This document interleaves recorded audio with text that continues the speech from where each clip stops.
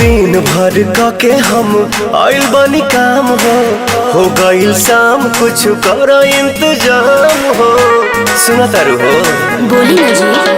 हाँ। दिन भर के हम आइल बानी काम हो गइल शाम कुछ करो इंतजाम हो। दही में दम रही तबे लड़ी गाड़ी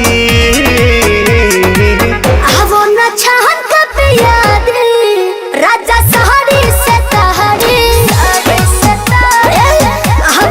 छहन का पिया दी राजा सहरी से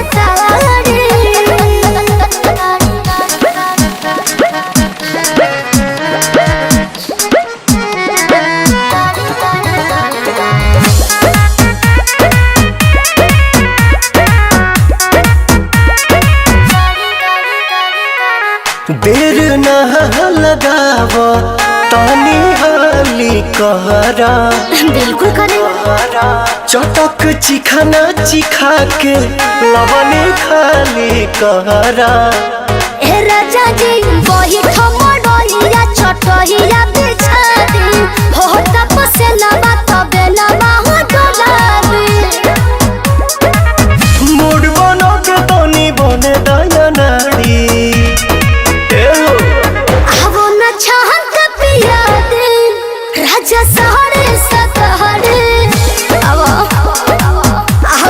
छहन का पिया दे राजा सहरे सतहरे।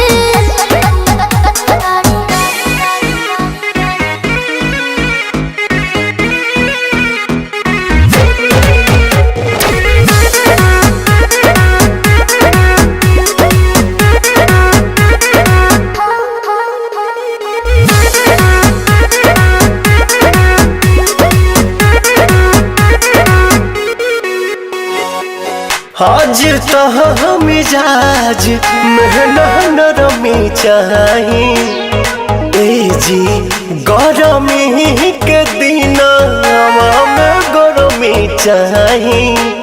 ए राजा जी इतना ना फायदा करेला दहे दूध हो चार छक मार के दिमाग बड़ा सूद हो। सुना पवन विजय के दुख बुझ प्यारी